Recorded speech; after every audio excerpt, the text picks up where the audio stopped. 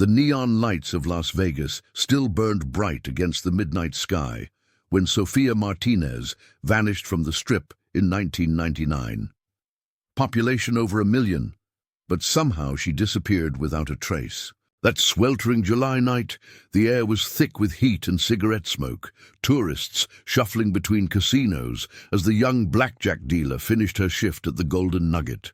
At 2:15 a.m., security cameras captured Sophia, a vibrant 24-year-old UNLV student, walking to her car in the employee parking lot, her dark hair pulled back, uniform still crisp despite the long night. She climbed into her black Honda Civic, the engine starting with a soft purr as she pulled out onto Fremont Street. Taillights fading into the blur of downtown Vegas. A taxi driver later mentioned seeing her car turn toward the old Henderson highway. From that moment, Sin City held one more secret, for Sophia left and never returned. What happened in the next 90 minutes would haunt Las Vegas for 22 years. Before we jump back in, tell us where you are tuning in from. And if this story touches you, make sure you are subscribed, because tomorrow I have saved something extra special for you. In the summer of 1999, Las Vegas was riding the wave of unprecedented growth and tourism. New mega-resorts lined the Strip, their fountains dancing against the desert night as millions flocked to try their luck. Away from the glamour and glitz, Sophia Martinez worked the midnight shift dealing blackjack, her quick hands and sharp mind earning her reputation as one of the best.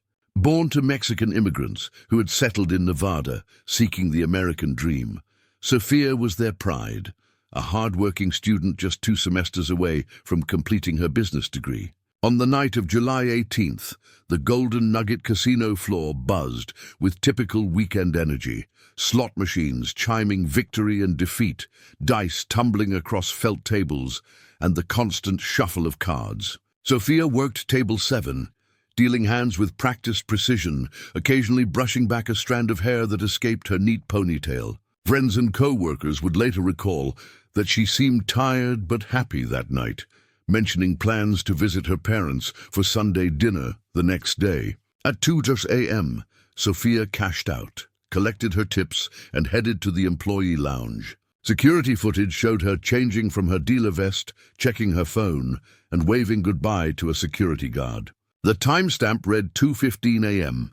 as she pushed through the back door into the employee parking lot, keys jingling in her hand. The night air hit her like a wall of heat as she walked to her Honda Civic, parked beneath a flickering light near the back fence. The cameras caught her final moments on property, sliding into her car, checking her mirrors, and pulling out onto Fremont Street.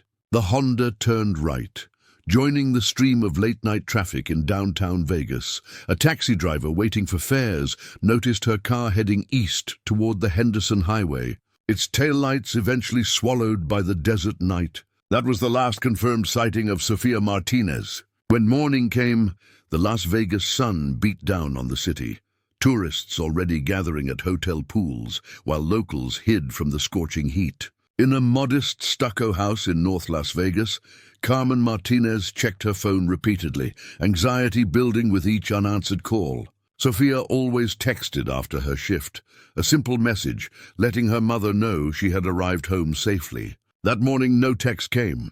By noon, Carmen called her husband Miguel, who was working his shift as a landscaper at one of the major hotels. Her voice trembled as she spoke. "Miguel, Sophia never came home." Her phone goes straight to voicemail. "Something is wrong." Miguel tried to calm his wife, suggesting their daughter might have stayed with a friend or turned off her phone to sleep after the late shift. But deep down, both parents felt the cold grip of fear. Miguel rushed home, and together they drove to Sophia's small apartment near UNLV. Her car was nowhere to be seen. Using the spare key, they entered to find the place untouched, bed made, dishes in the drying rack, textbooks stacked neatly on the desk. Sophia had clearly not been home. By 2 p.m., the Martinez family headed to the Las Vegas Metropolitan Police Department to report their daughter missing. At the station, Officer James Cooper took their report, his face neutral as he typed details into the computer. Age 24, he confirmed. Last seen leaving work at the Golden Nugget around 2:15 a.m. When Carmen insisted this was completely out of character for her responsible daughter, the officer's expression softened slightly. People disappear in Vegas all the time, especially young women. Most show up in a day or two. They meet someone, decide to take a trip to California, blow off some steam. Miguel Martinez slammed his palm on the desk, startling those nearby. Not my daughter. Sophia has never missed work or school. She was coming to our house for dinner today. Something has happened to her. The officer nodded, taking in the father's desperate certainty. We will start looking. First step, we will check hospitals and then review the casino security footage. By evening, police confirmed Sophia had left the casino parking lot in her Honda Civic. They issued an alert for the vehicle and began questioning her co-workers. Everyone shared the same impression. Sophia was reliable, focused on finishing her degree, not the type to vanish willingly. Her tip money from that night, nearly $200, remained uncollected in her employee locker. Her passport was still in her apartment drawer. The next day, police expanded their search. Highway patrol units scanned the routes between downtown Las Vegas and Henderson, looking for any sign of the black Honda. Detectives interviewed Sophia's classmates, finding no leads, no boyfriend troubles, no drug issues, no financial problems. She was, by all accounts, a model student with a bright future. Her bank account showed no unusual withdrawals, and her credit cards remained untouched after her disappearance. Local news picked up the story on the third day, running a brief segment showing Sophia's yearbook photo with the headline, UNLV Student Missing. The report barely lasted 30 seconds. Just another disappearance in a city where people vanish daily, either by choice or misfortune. But to the Martinez family, those 30 seconds felt like a knife twisting in their hearts. Carmen and Miguel printed flyers with Sophia's smiling face and missing in bold red letters. They stationed themselves outside the Golden Nugget, handing papers to tourists and casino workers, pleading for any information. Sophia's younger brother Diego drove around town, posting flyers on lampposts, community boards, and shop windows. The family's desperation was palpable.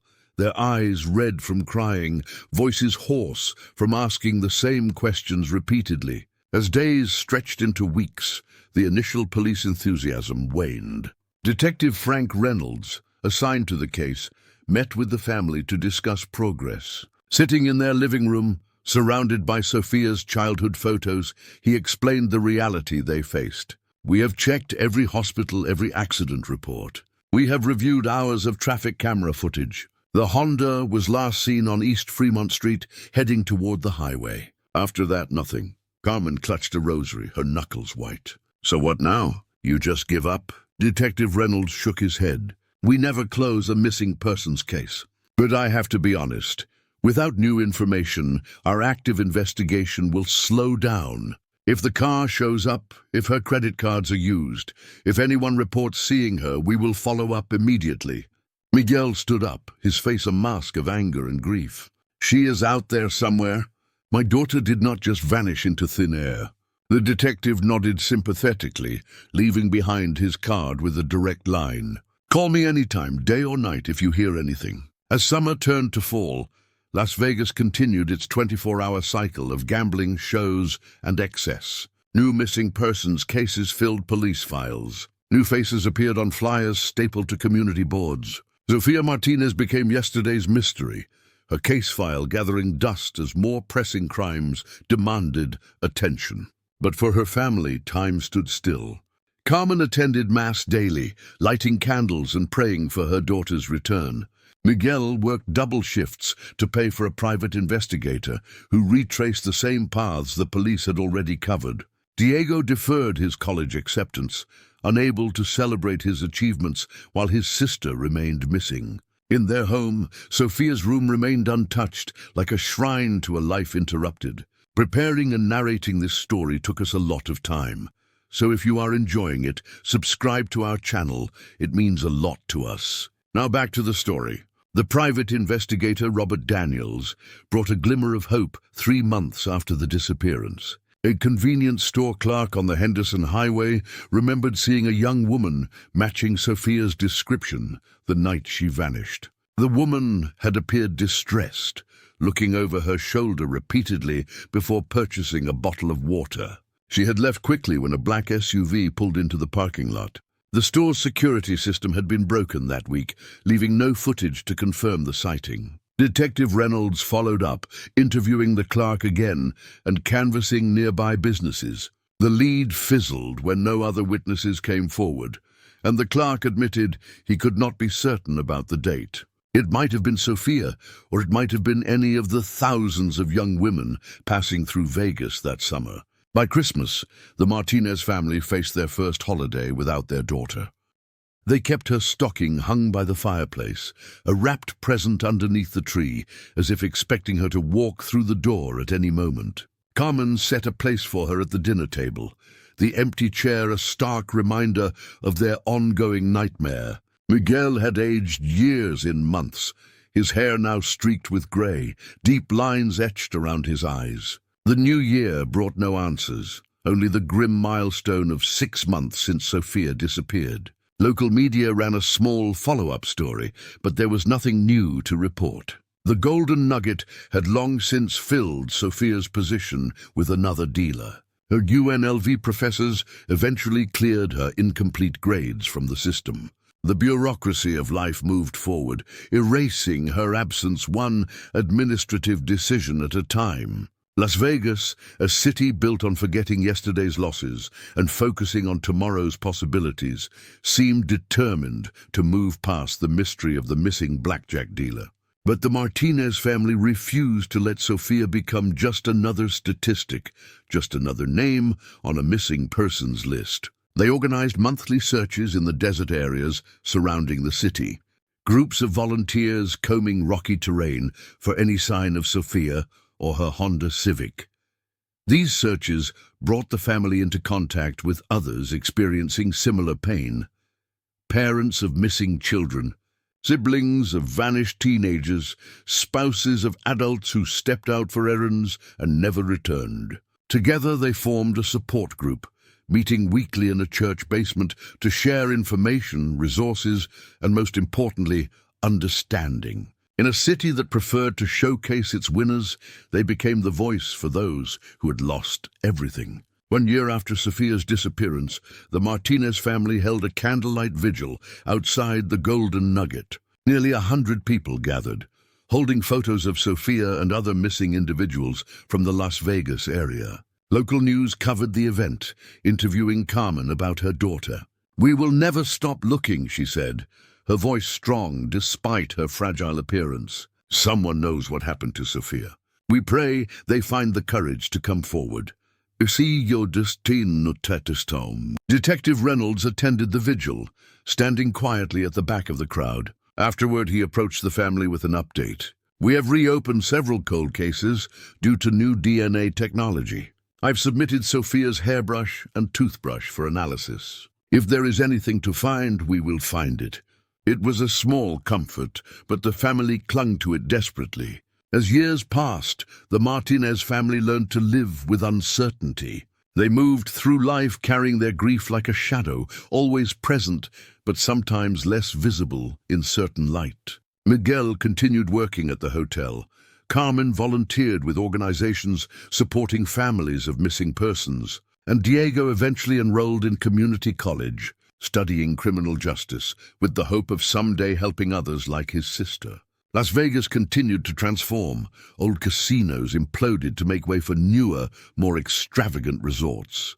The population swelled, the desert was pushed back by sprawling suburbs, and thousands of new people arrived daily. Unaware of the young woman who had vanished on a hot July night in 1999, Sophia's case became one of dozens of unsolved disappearances. Her file occasionally reviewed when new detectives were assigned to cold cases, then returned to the archives. 5 years after Sophia disappeared, Detective Reynolds retired from the force. Before leaving, he visited the Martinez family one last time, bringing copies of the case file for them to keep. "I am sorry I could not bring you answers," he said, the failure weighing heavily on him. "I wanted you to have this. Everything we know. Maybe someday something in here will make sense. The family accepted the thick folder, adding it to their own collection of information. Interviews they had conducted, possible sightings they had investigated, theories they had developed over years of searching. Their living room had become an unofficial command center. Walls covered with maps marked with possible routes Sophia might have taken, bulletin boards pinned with timeline notes, and always, everywhere, Sophia's smiling face watching over their efforts. 10 years into their ordeal, technology offered new avenues for the search. The family created social media pages dedicated to finding Sophia, sharing her story across platforms that had not existed when she first disappeared. They uploaded her photos to databases designed to age-progress missing persons, showing what Sophia might look like after a decade. These digital efforts connected them with larger networks of advocates and amateur sleuths who combed through public records and news archives for similar cases. Through these connections, they learned about other young women who had gone missing along highways surrounding Las Vegas between 1995 and 2000. 3 cases shared disturbing similarities. All women in their early 20s, or last seen driving alone at night. All vehicles eventually recovered in remote locations with no sign of the drivers. The pattern suggested something more sinister than isolated incidents, perhaps the work of a predator who had used the transient nature of Las Vegas to hunt unnoticed. The Martinez family took this information to the new detective assigned to cold cases, Andrea Winters. Initially skeptical, Detective Winters agreed to review the connected cases after seeing the family's meticulously gathered evidence. "I cannot promise anything," she warned, "but patterns are important in our work. If these cases are connected, it gives us new angles to investigate." For the first time in years, the family felt a spark of hope that answers might still be possible. Carmen began sleeping again without medication. Miguel smiled occasionally when reminiscing about Sophia. Diego, now finishing his criminal justice degree, applied for an internship with the Las Vegas Police Department, determined to work within the system that had failed his sister. 14 years after Sophia's disappearance, Las Vegas experienced a building boom in previously undeveloped areas south of Henderson. Construction crews broke ground for a new shopping center, excavating a large area of desert that had once been nothing but sand and scrub brush. On a Tuesday morning in March, an excavator operator noticed something reflective in the dirt, metal catching sunlight where there should have been only earth and rock. Work halted as supervisors were called to investigate. What they found sent ripples through the entire Las Vegas Valley. A car buried beneath several feet of desert soil, its black paint faded from years underground, but its shape still recognizably that of a Honda Civic. News of the buried Honda spread through Las Vegas like wildfire. Construction workers stood in shocked silence as police cordoned off the area with yellow tape, converting the building site into a crime scene. Detective Andrea Winters arrived within the hour, her unmarked sedan kicking up dust as she parked beside patrol cars. She surveyed the scene, eyes narrowing at the partially exposed car roof. Years of experience told her this was no ordinary find. "Nobody touch anything," she ordered, pulling on latex gloves. "Get forensics out here now, and someone contact the Clark County Coroner's Office." Her voice was calm but firm, already anticipating what they might find inside the vehicle. The excavator operator, a weathered man named Joe Ramirez, approached Detective Winters. "I was just digging the foundation trench when I hit something hard. Thought it was rock at first, but then I saw the reflection." He pointed to where his machine had scraped away years of packed earth, revealing the Honda's faded roof. "Never found anything like this before." Workers and curious onlookers gathered at the perimeter as word spread. The construction site, located 10 miles south of the Las Vegas Strip in what was once empty desert, had been untouched until recently, when the city's growth finally reached this patch of sand and scrub. The area had been nothing but open desert back in 1999, the perfect place to hide something you never wanted found. By midday, the forensics team had carefully excavated around the vehicle. The license plate, caked with dirt but still legible, confirmed what Detective Winters suspected. This was Sophia Martinez's Honda Civic, missing for 14 years. She immediately called the police chief, speaking in low tones. "Sir, we need to notify the Martinez family. We found Sophia's car miles away, in the modest North Las Vegas home where Carmen and Miguel Martinez had continued their vigil for 14 years. The doorbell rang. Carmen opened the door to find Detective Winters and a victim advocate standing on her porch. One look at their solemn faces told her everything. "You found her," Carmen whispered, legs suddenly unsteady. The detective nodded, helping Carmen to the couch as Miguel emerged from the kitchen, dish towel still in hand. "We found a vehicle buried in the desert south of Henderson," Detective Winters explained gently. "The license plate matches your daughter's Honda Civic. We are still excavating, but I wanted to inform you personally before you heard it on the news." Miguel sat heavily beside his wife, reaching for her hand. Is Sophia inside?" His voice cracked on his daughter's name. "We don't know yet," the detective answered honestly. "The excavation is delicate work. We need to preserve any evidence that might tell us what happened." She paused, choosing her words carefully. "I promise to call you the moment we know more."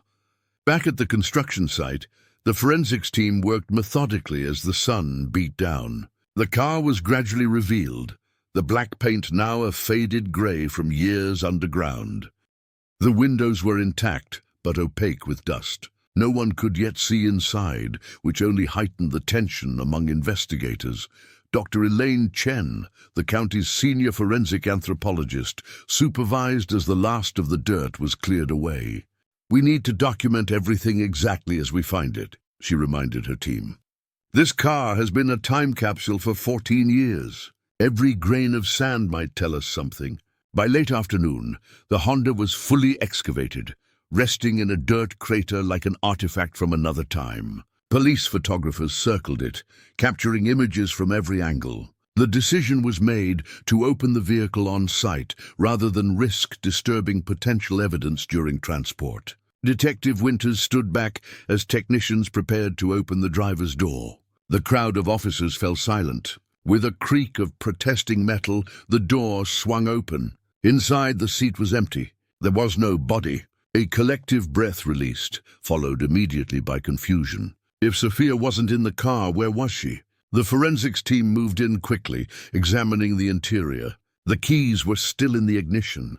A water bottle sat in the cup holder. A handbag lay on the passenger seat, its contents apparently undisturbed. "Check the trunk," ordered Detective Winters, her voice tense. When the technicians popped the trunk, they found it empty except for a spare tire and jumper cables. Standard items, nothing suspicious. Dr. Chen leaned into the car, examining the driver's seat and door. "There's something here," she said, pointing to dark stains on the seat and door panel. "Could be blood, but after 14 years underground, we'll need lab tests to confirm." The team carefully collected samples, bagged the contents of the car, and photographed everything. As the evening shadows lengthened across the desert, Detective Winters faced a disturbing puzzle. They had found Sophia's car, buried deliberately in a remote location, with possible bloodstains, but no body. Whatever happened that July night in 1999, it clearly wasn't a simple disappearance. When Detective Winters called the Martinez family that evening, she shared the confusing discovery. "The car was empty, but we found Sophia's purse with her ID, wallet, everything still inside. We also found what may be bloodstains. We're processing everything for DNA and other evidence."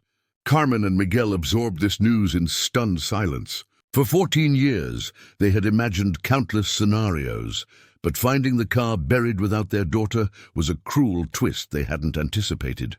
"What does this mean?" Miguel finally asked, his voice hollow. "If Sophia is not in the car, it means someone went to extraordinary lengths to hide evidence," Detective Winters replied. "And that gives us new leads to follow. This case just became our top priority. The media descended on Las Vegas like vultures. National news crews broadcasting from the construction site where local stations had already staked their territory. Breaking news, car of woman missing.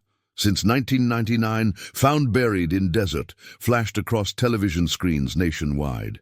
The story had all the elements that captivated audiences: a young woman's mysterious disappearance, a car buried like a coffin, and the tantalizing possibility of solving a 14-year-old cold case. Diego Martinez, now 28 and working as a paralegal while finishing law school, took a leave of absence to support his parents and serve as family spokesperson.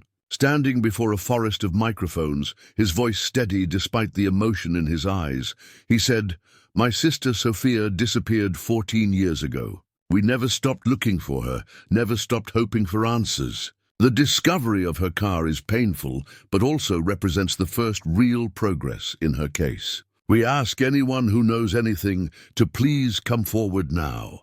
In the police forensics lab, technicians worked around the clock processing evidence from the Honda. The blood samples from the driver's side tested positive for human blood, and preliminary DNA results matched the reference samples taken from Sophia's hairbrush years before. Something violent had happened in that car. Trace evidence yielded additional clues. Desert soil embedded in the tire treads didn't match the burial site, suggesting the car had been driven off-road somewhere else first. Paint transfer on the rear bumper indicated a collision. The Honda had been struck from behind by a vehicle with dark green paint. Most telling was what forensic technicians found crushed beneath the gas pedal, a gold casino chip from the Mirage Resort, covered in the same soil as the tire treads. This placed the car at a specific location before it was buried, opening a new avenue of investigation. Detective Winters assembled a task force, bringing in cold case specialists and officers who had worked the original investigation. They gathered in a conference room at police headquarters, walls covered with photos of Sophia, maps of Las Vegas in 1999, and timelines of the night she disappeared. "We know Sophia left the Golden Nugget at 2:15 a.m., Winters began, tapping a marker on the timeline. "We know her car was eventually buried in the construction site south of Henderson. What we don't know is what happened in between, where Sophia is now or who is responsible." The task force started by identifying all casino employees and patrons who had contact with Sophia on her final shift. They reviewed old security footage that had been preserved. They interviewed taxi drivers who worked that night, hoping someone remembered seeing the Honda after it left downtown. 5 days after the car's discovery, they got their first significant lead. A retired security guard from the Mirage named Howard Kemp saw the news and contacted police. In 1999, he had worked the graveyard shift monitoring the employee parking area. He remembered seeing a black Honda like Sophia's parked in a far corner of the lot around 3:30 a.m. that July night, despite the driver not being a Mirage employee. "I was going to call it in for towing, but a green Cadillac pulled up beside it," Kemp told detectives. "A man got out, looked around, then reached into the Honda. I figured they were together, so I moved on with my rounds. Never thought about it again until I saw the news." The security footage from that night was long gone, but Kemp's testimony placed Sophia's car at the Mirage, miles from her expected route home. The gold chip found in her car supported his account. But what was Sophia doing at the Mirage when she worked at the Golden Nugget? And who was the man in the green Cadillac? Detective Winters returned to the original case files, focusing on people interviewed in 1999. One name appeared repeatedly, but was never flagged as significant: Victor Sandoval, a pit boss at the Golden Nugget who had trained Sophia. According to co-workers, they were friendly but not romantically involved. Sandoval had told police he left work before Sophia that night and went straight home. No one had reason to question his statement at the time. A background check on Sandoval revealed he had transferred to the Mirage in early 2000, just months after Sophia disappeared. He had risen through the ranks, eventually becoming a casino executive before retiring to Arizona in 2018. More intriguing, in 1999, Sandoval drove a green Cadillac DeVille. Detective Winters and her partner drove to Scottsdale, Arizona, where they found Sandoval living in a luxury retirement community. At 65, he looked every bit the successful casino executive. Tailored clothes, expensive watch, confident smile. That smile faltered when they mentioned Sophia Martinez. "Of course I remember her," he said, inviting them into his living room. "Tragic situation. I heard they found her car recently. Terrible business." "Mr. Sandoval," Detective Winters began, "we're reviewing inconsistencies in the original investigation. You stated you left work before Sophia and went straight home that night. Is that accurate?" "Absolutely," he replied too quickly. "I had nothing to do with whatever happened to her." "Then perhaps you can explain why a witness placed a green Cadillac like the one you owned next to Sophia's Honda in the Mirage parking lot at 3:30 that morning." The detective watched his face carefully. "Or why a Mirage chip was found in her car." Sandoval's composed facade cracked slightly. "That's ridiculous. Anyone could have driven a green Cadillac. And Sophia could have visited the Mirage before or after her shift. Casino workers often visit other properties." The detectives pressed further, but Sandoval maintained his denial, eventually asking them to leave. They had no evidence to arrest him, but Winters was convinced they had found the connection they needed. She called Diego from the car. "We have a person of interest. I can't share details yet, but this is significant progress." Back in Las Vegas, forensics made another breakthrough. The blood pattern in the Honda indicated Sophia had been injured, but likely not killed in the car. The driver's window showed impact damage from the inside, consistent with someone trying to break out rather than in. Most tellingly, the trunk lining, when tested with luminol, revealed faint traces of blood that had seeped through from above. The findings painted a disturbing picture. Sophia had been attacked in her car, possibly tried to escape, and later may have been transported in the trunk. The car was then driven to a remote location and buried to hide the evidence. With this information, Detective Winters secured a warrant to search Sandoval's Arizona property and obtain his DNA. When officers arrived, they found the house empty. Sandoval had fled, confirming their suspicions. A nationwide alert was issued for his arrest. 20 days after the Honda's discovery, an unexpected call came.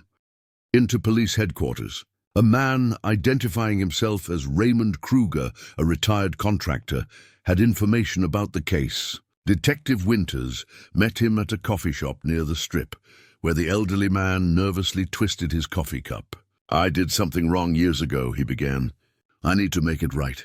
He explained that in late July 1999, he was hired for a cash job to dig a deep hole in the desert. The guy said he was burying toxic material from his business and needed it done quietly. Paid me $5,000 in cash not to ask questions. Kruger led detectives to his old work shed where he had kept records of all jobs, even unofficial ones. There, in a weathered notebook, was an entry for July 25, 1999. Special project for VS South Desert excavation, $5,000 cash. "This is Victor Sandoval?" Detective Winters asked. Kruger nodded. "I didn't know his last name then, just that he worked at one of the casinos. He had me dig the hole, then told me to leave. Said he would fill it himself." He paused, looking ill. "I never knew there was a car down there." "I swear it." With Kruger's testimony, the task force had enough to charge Sandoval if they could find him. The search intensified, focusing on known associates and properties connected to him. The breakthrough came from an unexpected source. Diego Martinez, applying his legal training, had been researching Sandoval independently. He discovered the former pit boss owned a small cabin near Lake Mead through a shell company. When police raided the property, they found Sandoval preparing to flee the country with a packed suitcase and false identification. Sandoval's arrest made national headlines. Former casino executive arrested in connection with 1999 cold case. Photos showed the once successful man in handcuffs. Head bowed as officers led him to a patrol car. In Las Vegas, the community that had long forgotten Sophia Martinez was suddenly confronted with her story again, this time with a face to attach to her disappearance. But the most crucial question remained unanswered. Where was Sophia? The car had been found, a suspect arrested, but her body remained missing. Without her remains, proving murder would be difficult, and the Martinez family would never have closure. The answer came from Sandoval himself. Facing overwhelming evidence and seeking a plea deal, he finally confessed to his role in Sophia's disappearance. According to his statement, he had been skimming money from the Golden Nugget, using a complex system to steal casino chips. Sophia had accidentally witnessed him hiding chips in his locker and confronted him that night after her shift. "I followed her to talk," he told investigators, voice flat and emotionless. "She threatened to report me. My career would have been over. I just wanted to scare her, make her understand what was at stake." He described following her car, flashing his lights for her to pull over near the Mirage, where he had arranged to meet his accomplice in the chip scheme. "Things went wrong," he continued. "We argued. She tried to leave and I grabbed her. She hit her head on the door. There was blood. She was unconscious." Panicking, Sandoval and his accomplice took Sophia to a remote area near Lake Mead. What happened next, he claimed, was a blur, but he admitted to burying her in the desert, then returning later to bury her car separately. With Sandoval's confession, the task force focused their search on the Lake Mead area he described. After 2 weeks of methodical searching, ground-penetrating radar detected an anomaly beneath the hard desert soil. Forensics teams worked carefully, removing layer after layer of earth. 6 feet down, they found human remains wrapped in a tarp. Dental records confirmed what the Martinez family had both feared and needed to know. They had finally found Sophia 22 years after she disappeared. Her remains showed evidence of blunt force trauma to the skull, consistent with Sandoval's claim about her hitting her head. But the medical examiner also found evidence of strangulation, contradicting his story about an accident and suggesting a deliberate killing. The Martinez family held a private viewing at the funeral home before Sophia was laid to rest. Carmen touched her daughter's recovered gold-cross necklace, now tarnished but intact. "Finally we can bring her home," she whispered. Miguel stood silent, one hand on the simple wooden casket that held the daughter he had searched for across 2 decades. Diego addressed the media afterward, his voice steady despite his grief. "Today, we found the answer to the question that has haunted our family for 22 years. Tomorrow, we begin seeking justice for Sophia." Victor Sandoval's accomplice, identified through the investigation as former Mirage security guard James Mercer, was arrested in Florida, where he had been living under an assumed name. Together, the 2 men faced charges of murder, evidence tampering, and conspiracy. Prosecutors announced they would seek the maximum penalty for both men. Las Vegas, a city constantly reinventing itself, paused to acknowledge this fragment of its darker history. The case sparked discussions about employee safety in casinos, particularly for women working late shifts. Several properties announced enhanced security measures and improved surveillance systems for employee parking areas. For Detective Andrea Winters, finding Sophia represented both professional vindication and emotional closure. "Cold cases are never really cold to the families left behind," she told her team. "Today, we reminded this department what persistence can accomplish." The Martinez family held a proper funeral for Sophia, attended by hundreds of people, former classmates, co-workers, police officers who had worked her case, and many strangers touched by her story. Carmen placed white roses on her daughter's casket, finally able to say goodbye after 22 years of agonizing uncertainty. At the Golden Nugget, where Sophia had dealt her last blackjack hand, management installed a small memorial plaque in the staff area. In memory of Sophia Martinez, it read, "May justice long delayed still bring peace." The construction site where the Honda was discovered eventually continued its transformation into a shopping center, but the developers included a small garden with a bench and plaque commemorating the site's role in solving one of Las Vegas's longest-standing mysteries. Diego Martinez, forever changed by his sister's case, completed law school and joined the district attorney's office, specializing in cold cases and victims' advocacy. His first major trial would be assisting the prosecution of Victor Sandoval and James Mercer. For Carmen and Miguel, the discovery brought the closure they had sought for 22 years, but also opened new wounds. The violent truth of their daughter's final moments was almost harder to bear than the mystery had been. Yet knowing was better than wondering, they decided.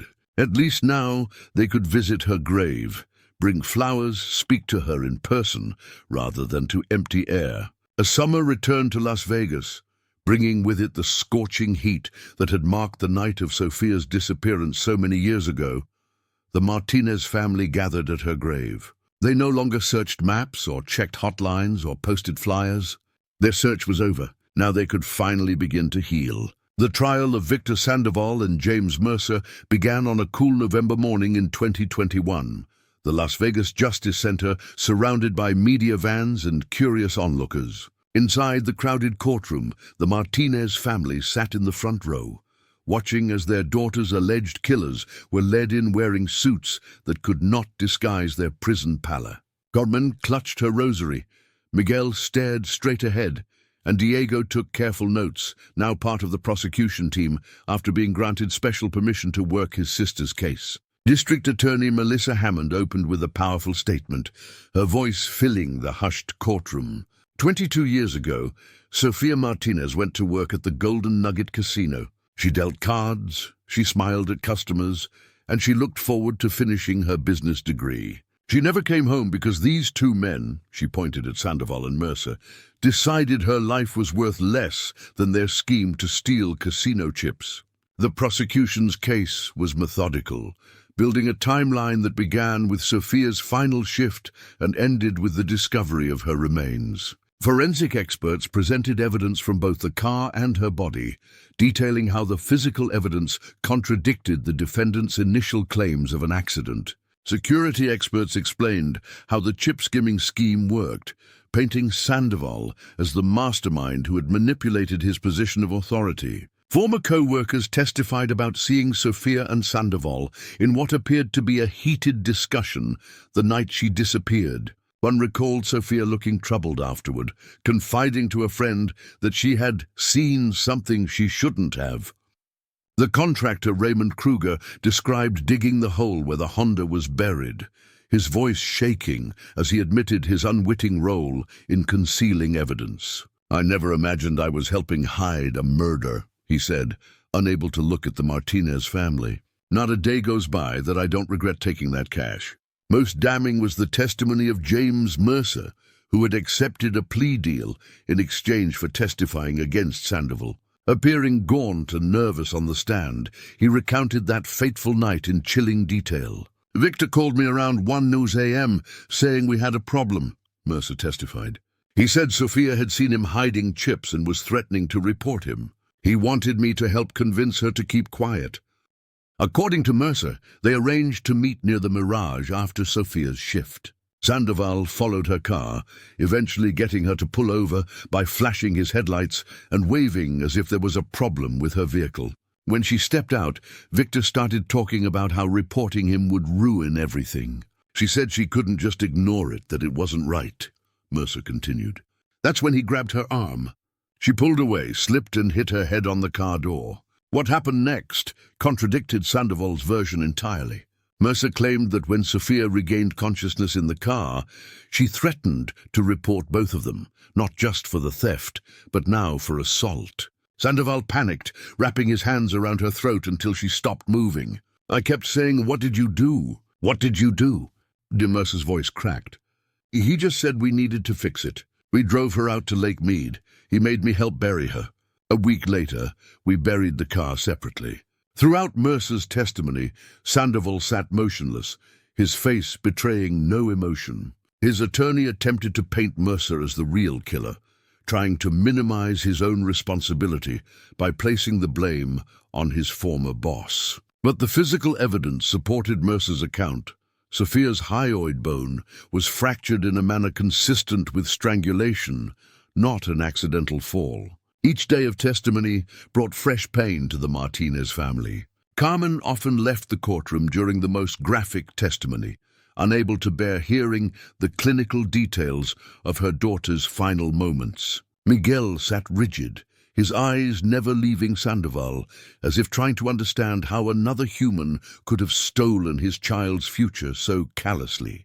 For Diego, now 30 and working alongside prosecutors he had once hoped to join under happier circumstances, the trial represented both professional challenge and personal reckoning. During breaks, reporters often approached him, seeking the unique perspective of a victim's brother who was also part of the legal team. "This case isn't just about my sister anymore," he told one journalist. "It's about every person who goes missing and is forgotten. It's about the families left behind in limbo, and it's about holding accountable those who think they've gotten away with murder." As the prosecution's case neared its conclusion, they called their final witness, Detective Andrea Winters. Over 3 hours of testimony, she walked the jury through the investigation, from the car's discovery to Sandoval's arrest. Her composed demeanor broke only once, when describing the moment they found Sophia's remains. "In 20 years of police work, I've never forgotten the look on Carmen Martinez's face when I told her we found her daughter," Winters said, her voice wavering slightly. "That moment is why we never give up on cold cases. Because somewhere, someone is still waiting for answers." The defense began their case with character witnesses for Sandoval, former colleagues who described him as professional and generous, a family man who mentored younger casino employees. Under cross-examination, however, many admitted they were shocked by the evidence and had never suspected what he was capable of. Sandoval himself took the stand against his attorney's advice.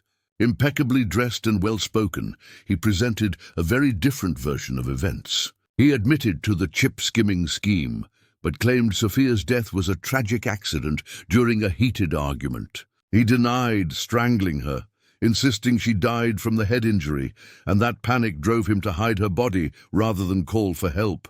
"Not a day goes by that I don't regret what happened," he said, his voice steady as he addressed the jury. "I made terrible choices that night.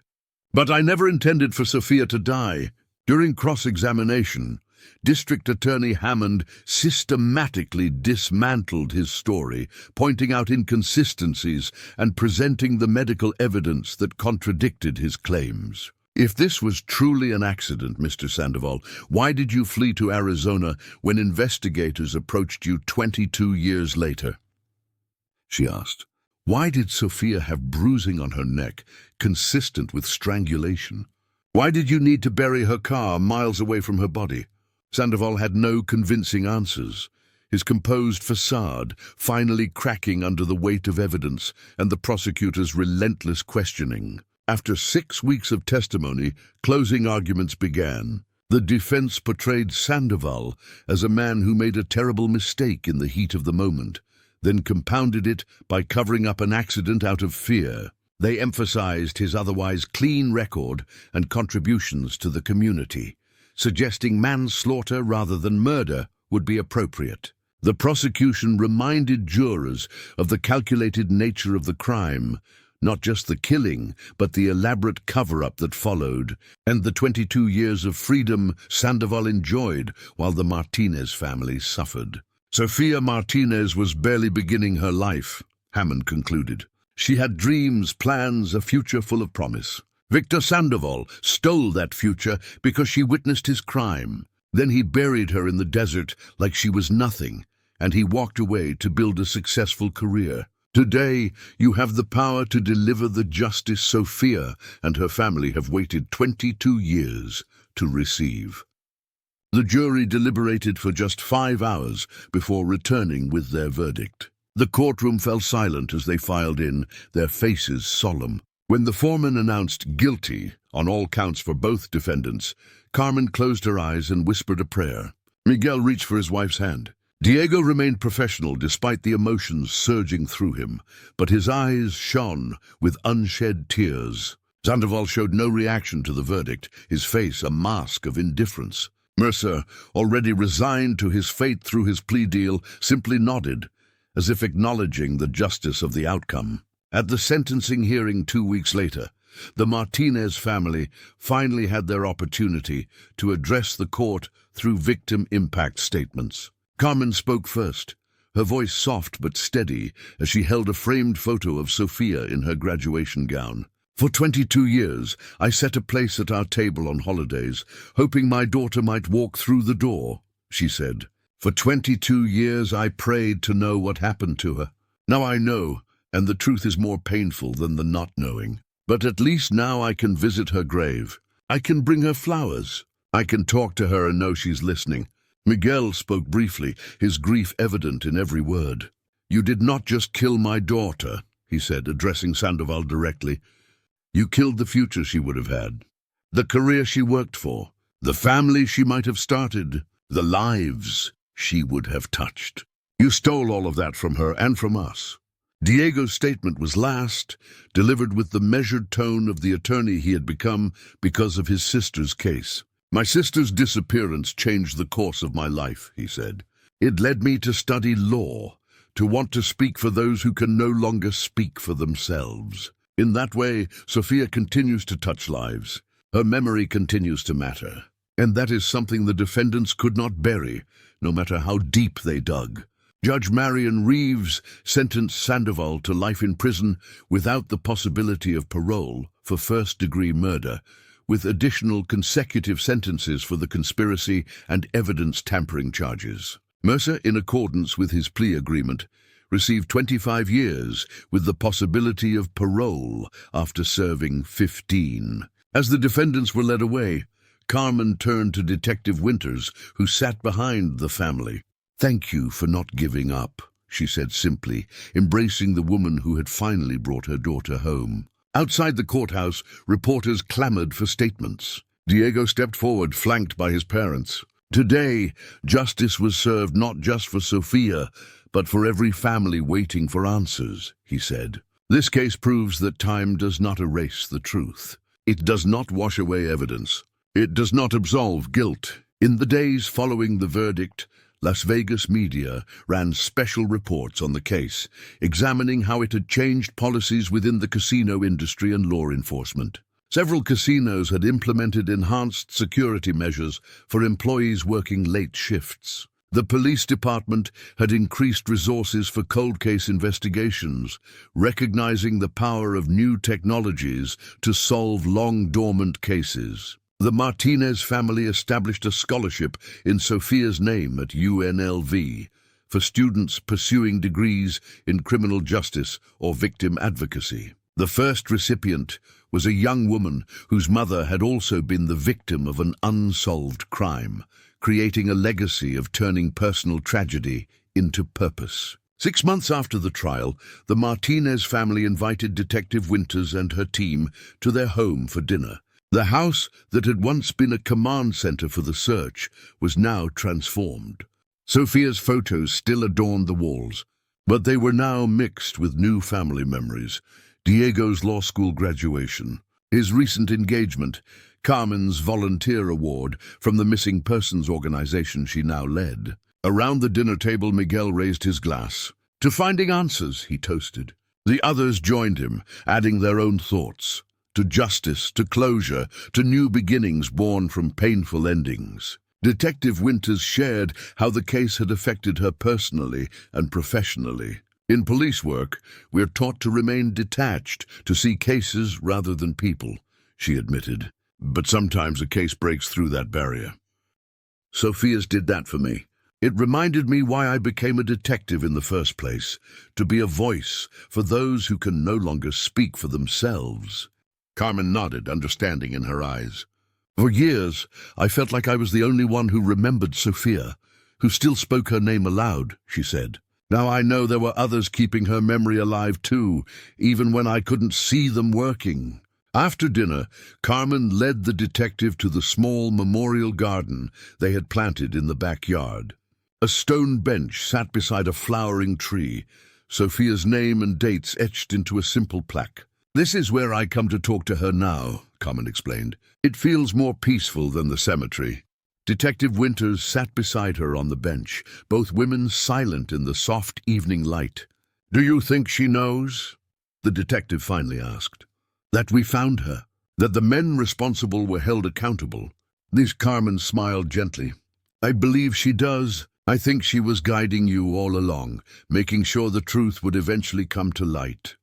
In the years that followed, the Sophia Martinez case became a teaching tool at the Las Vegas Metropolitan Police Academy, an example of persistence paying off in cold case investigations. Detective Winters, eventually promoted to captain of the cold case division, often spoke to new recruits about the investigation, emphasizing that behind every case file was a family waiting for answers. Diego Martinez built a successful career as a prosecutor specializing in cold cases and victims' rights. His first-hand experience as a victim's family member gave him unique insight and empathy that made him particularly effective in court. When interviewed for a legal magazine profile, he credited his sister with shaping his path.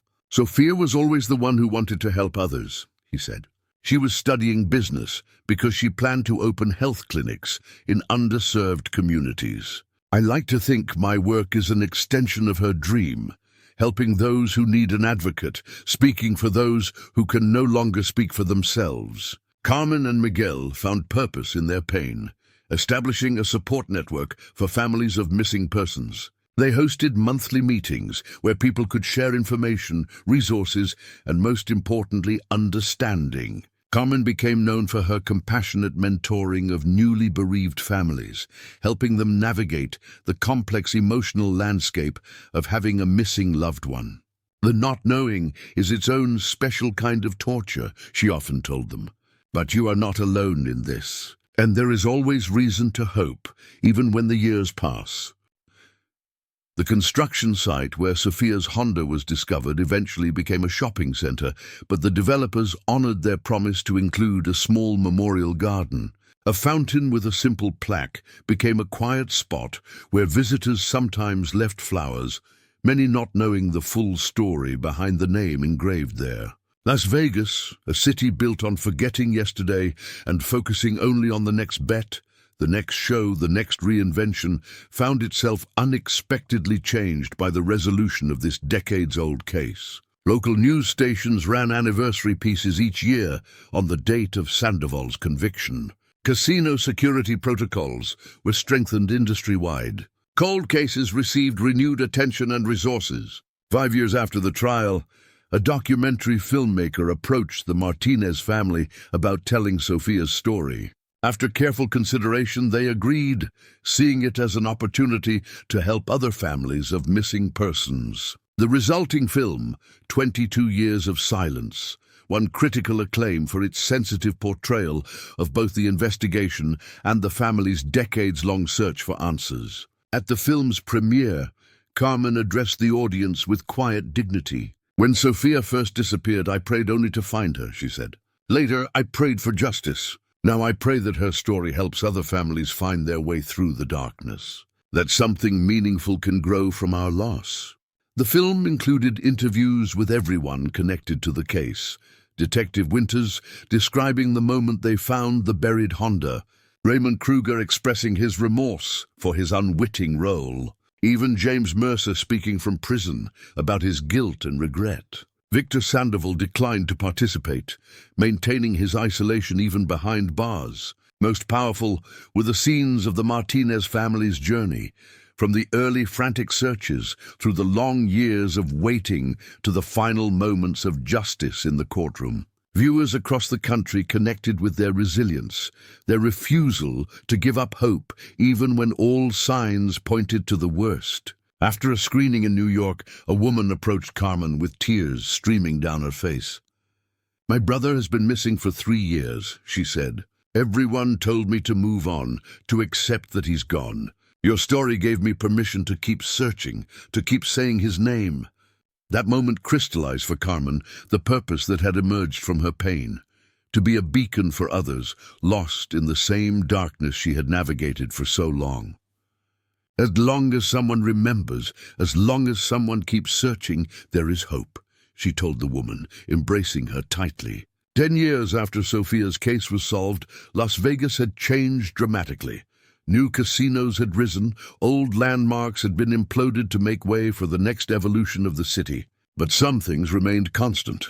The Martinez family still gathered on Sophia's birthday, sharing memories and celebrating the life she lived rather than focusing on how it ended. Diego's children grew up knowing their aunt through stories, her picture prominent in the family home. At the police department, a new generation of detectives learned from cases like Sophia's that evidence might lie dormant but never truly disappeared, that justice could arrive even decades later, and that behind every cold case file was a family still waiting for answers. The story of Sophia Martinez became more than a tragedy. It became a testament to the enduring power of love and the relentless pursuit of truth. It reminded a city built on transience that some bonds cannot be broken, some questions demand answers no matter how much time passes, and some lights continue to shine even after they seem to have been extinguished. Carmen, now in her 70s, but still volunteering with missing persons organizations, often told new families, "The truth always rises." Sometimes it takes years, sometimes it takes decades, but it always finds its way to the surface.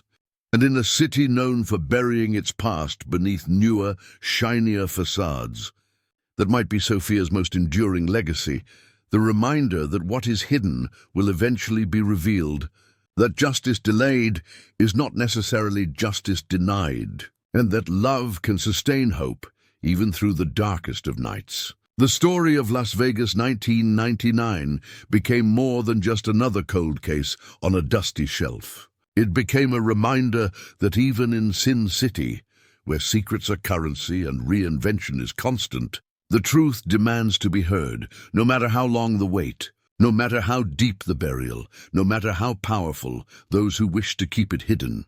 For in the end, it is not the neon that endures, but the quiet, persistent light of truth that ultimately illuminates the darkness. 20 years after the discovery of Sophia's remains, Las Vegas had transformed yet again. The city had sprawled further into the desert. Old casinos had been imploded to make way for new resorts, and a generation had grown up with no personal memory of the case that once captivated the community.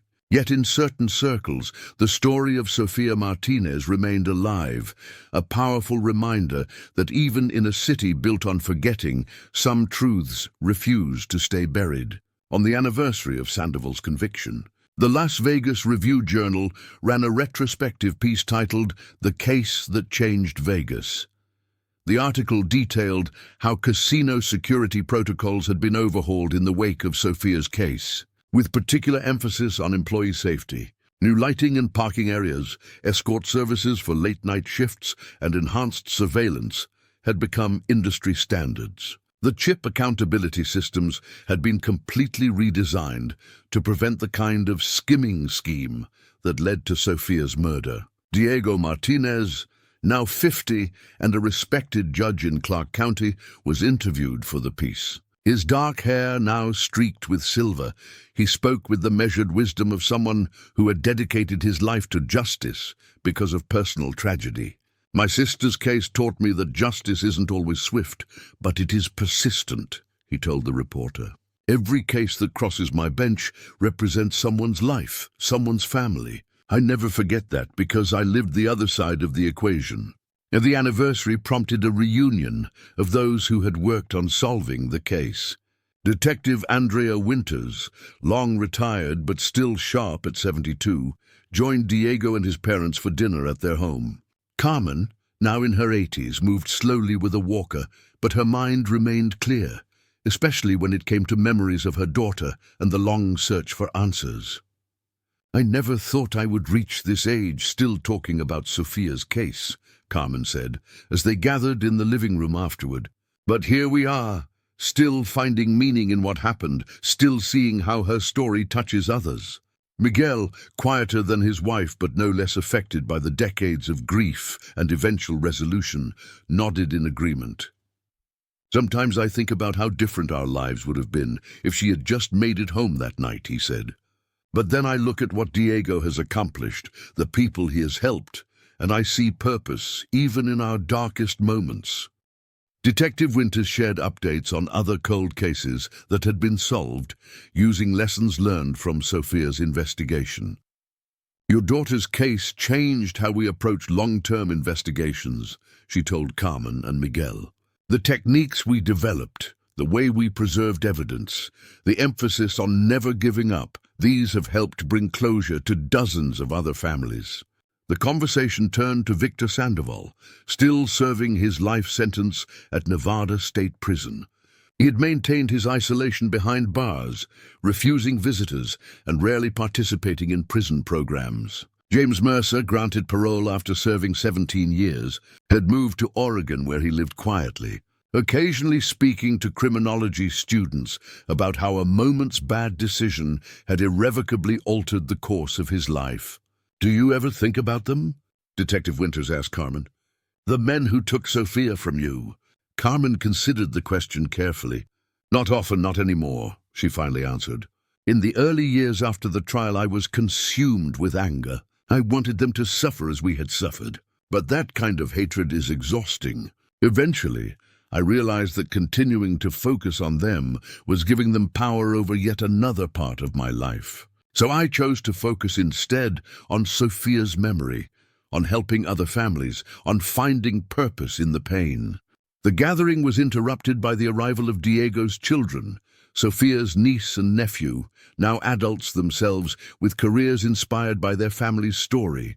Maria, named after her grandmother but called by her middle name Sophia in honor of her aunt, had followed her father into law, working as a victim's advocate in the district attorney's office. Her brother Michael had chosen a different path, becoming a forensic anthropologist after hearing stories about how science had helped bring his aunt's remains home. As the younger generation joined the conversation, the focus shifted from the past to the present and future. Maria shared details about her current cases, while Michael described new technologies being developed to help identify remains and solve cold cases. "It's amazing to think about how much has changed since Sophia disappeared," Michael said. "The methods we have now, advanced DNA analysis, isotope testing that can tell where a person lived based on their bones, geolocation technology, would have found her so much faster. Yet some things never change," Diego countered. "The human elements, persistence, compassion, the refusal to give up on finding the truth. Those were what eventually solved Sophia's case, not just technology." The discussion continued late into the night, spanning 3 generations and bridging the gap between personal tragedy and professional purpose. For the Martinez family, the path from victim to advocate had been long and painful, but ultimately transformative. The next day, Diego visited the memorial garden at the shopping center built where Sophia's car had been discovered.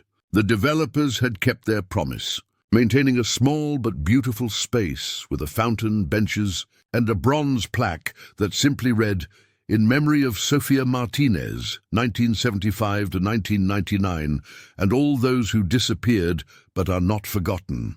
As he sat on one of the benches, a young woman approached hesitantly. "Excuse me," she said. "Are you Judge Martinez?" Diego nodded, expecting perhaps a law student or someone who recognized him from the news. "I'm Emily Ramos," she continued. "My mother went missing in 2017. They found her car 2 years later, but never found her." She paused, gathering courage. "I've read everything about your sister's case. It gives me hope that someday we might find answers too." Diego invited her to sit, listening as she shared her story, the search, the false leads, the gradual withdrawal of police resources, the isolation her family felt as the world moved on, while they remained suspended in grief. It was a story he knew intimately, though the details differed.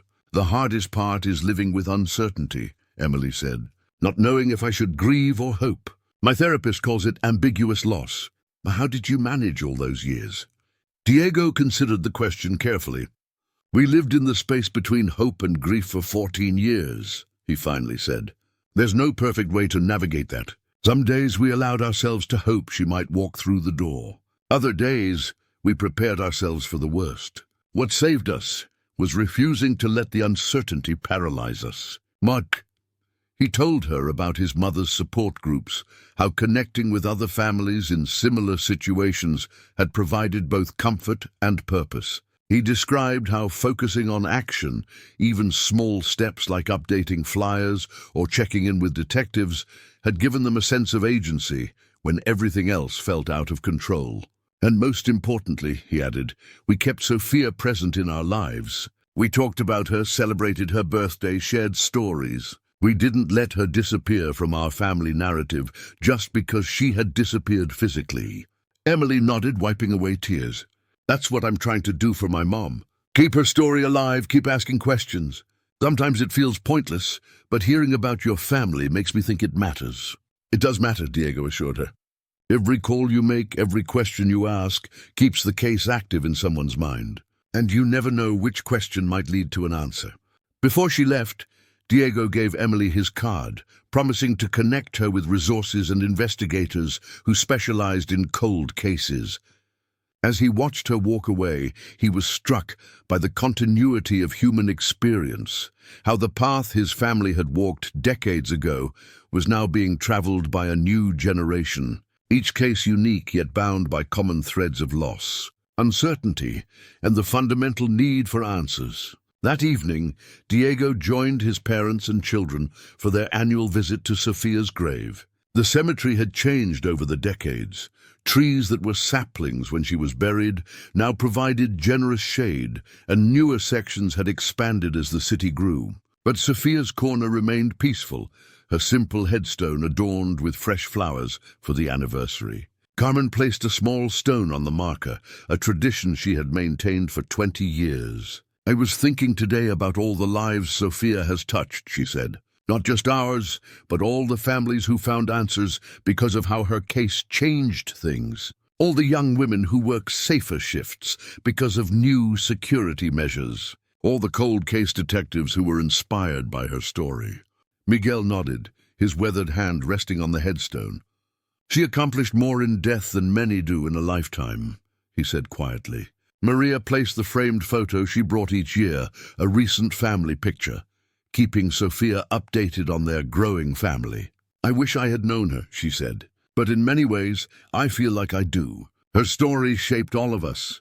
As they stood together in the fading light, Diego reflected on how their family's tragedy had rippled outward through the years, touching countless lives.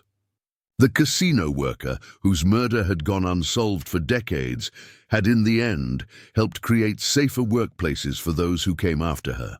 The daughter, whose absence had left a gaping wound in her family, had inspired her brother to become an advocate for justice. The young woman buried too soon had, paradoxically, left a legacy that continued to grow.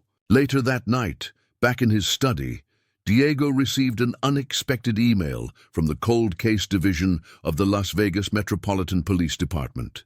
Detective Layla Ortiz, who now headed the unit Andrea Winters had once led, wanted to meet with him. Her message was cryptic but intriguing. Judge Martinez, we've received new information that may shed additional light on your sister's case. While the main perpetrators have been brought to justice, we believe there may be more to the story. Puzzled, Diego replied immediately, arranging a meeting for the following morning. He debated whether to tell his parents, but decided to wait until he knew more. After all these years, he was hesitant to disrupt the peace they had finally achieved, unless there was something substantial to share. At the police headquarters the next day, Detective Ortiz welcomed him into a conference room where case files and digital displays were already set up. "Thank you for coming, Judge," she began. "I know your family has been through enough, but we felt you should know about this development." She explained that a prisoner at Nevada State Prison had recently come forward with information about Sandoval's chip skimming operation. The man, Arnold Fletcher, had worked security at the Golden Nugget during the same period as Sophia and claimed to have been part of the scheme. Fletcher was arrested 5 years ago on unrelated fraud charges, Detective Ortiz continued. He's seeking a reduced sentence in exchange for information. We've been verifying his claims before approaching your family. She displayed surveillance photos from 1999 showing Fletcher working at the casino, then shared transcripts of his recent statements. According to Fletcher, the skimming operation had been much larger than originally believed, involving not just Sandoval and Mercer, but several other employees and even a low-level casino executive. Fletcher claims he was working the night Sophia disappeared, Ortiz said.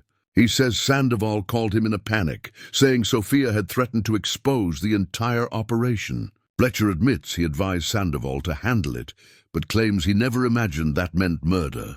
Diego studied the documents, emotions churning beneath his calm exterior. Why is he coming forward now, after all this time? He says watching the documentary about Sophia affected him deeply, Ortiz replied.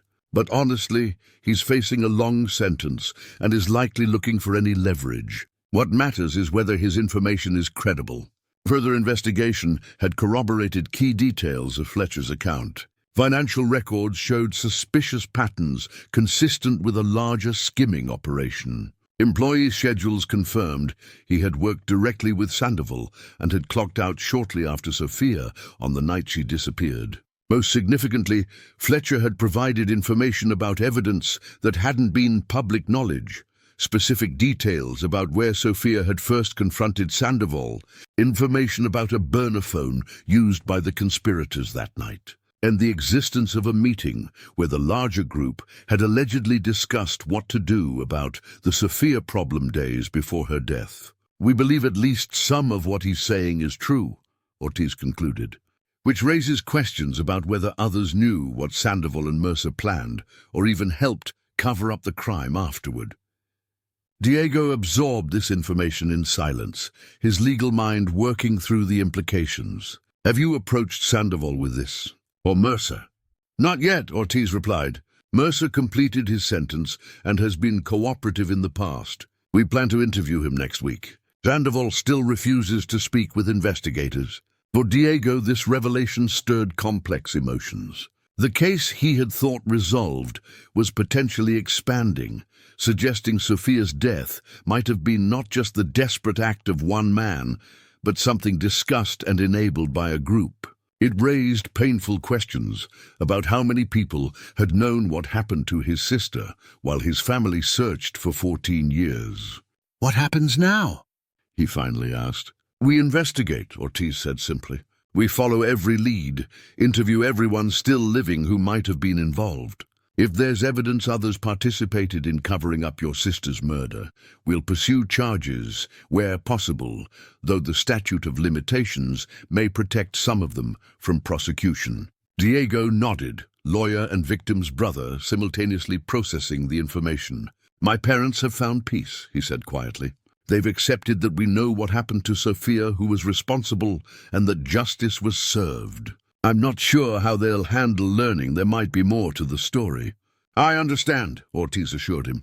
We can proceed carefully, keep them informed only of concrete developments rather than every twist in the investigation. But we felt you should know, both as Sophia's brother and as a judge who has championed cold case investigations.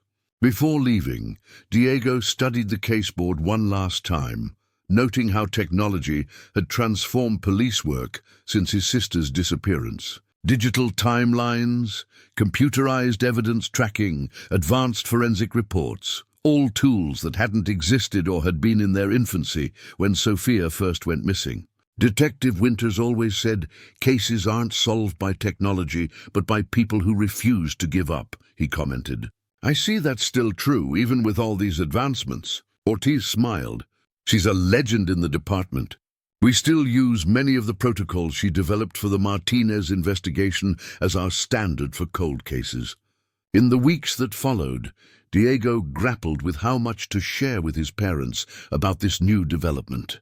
Carmen and Miguel were in their 80s now, their health more fragile than they liked to admit. They had made peace with Sophia's fate and found purpose in helping others through similar ordeals. Would reopening aspects of the case bring them anything but fresh pain? After much reflection, he decided to tell them, not every detail, but enough that they wouldn't feel blindsided if the investigation led to new arrests or media attention.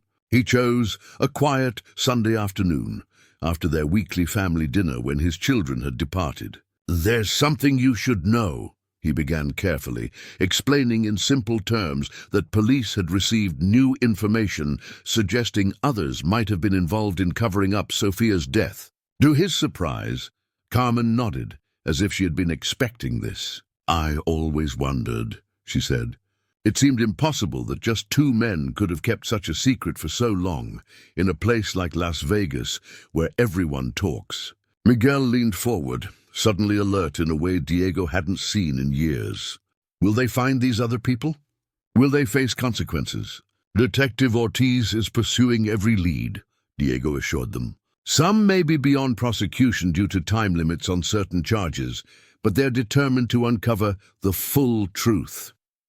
Carmen reached for her husband's hand, her eyes meeting Diego's with unexpected strength. "Then we will be ready.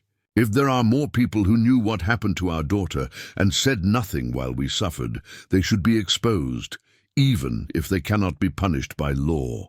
In that moment, Diego saw again the resilience that had sustained his parents through decades of unimaginable pain. They had never wanted to be thrust into this story, never sought to be symbols of endurance or advocates for missing persons. They had simply been a family whose daughter didn't come home one night, forced to navigate a nightmare with no guidebook. Yet they had emerged not just surviving but transformed, their tragedy becoming a catalyst for change that rippled far beyond their small family circle.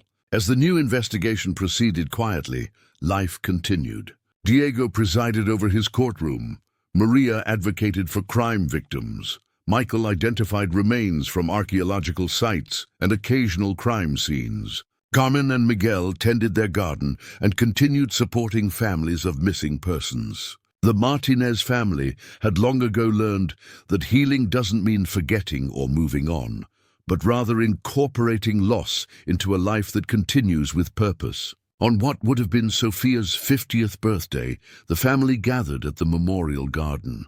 The shopping center had changed owners twice since its construction, but the small oasis remained, protected by a covenant in the original development agreement, another legacy of how one young woman's story had altered the landscape of Las Vegas in both seen and unseen ways. As they stood by the fountain, Diego thought about the many circles of impact that had radiated from his sister's case, from their immediate family to the police department, from casino security practices to cold case investigation protocols, from the lives of those directly involved to families they would never meet who found closure because of methods pioneered in solving Sophia's case. "I used to think the worst thing that could happen was never knowing what happened to Sophia," Carmen said softly, interrupting his thoughts. "Now I understand that her story never really ends. Each new person who learns from it, each family who finds hope because of it,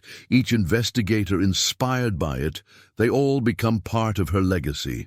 Diego nodded, understanding completely. In a city defined by reinvention, where yesterday's landmarks are imploded to make way for tomorrow's attractions, the story of Sophia Martinez had become something rare, a narrative that endured, that taught, that connected past to present in ways that transformed both. As the Vegas sun began to set, casting long shadows across the memorial garden, Diego watched his mother place a white rose by the plaque bearing Sophia's name. Some might see only tragedy in their family's story, a young life cut short, decades of uncertainty, painful revelations. But he had come to see something more, the enduring power of truth to rise, the capacity of human hearts to transform grief into purpose, and the quiet miracle of justice that, though delayed, was not ultimately denied. In the city built on forgetting, Sophia Martinez would be remembered. And in that remembrance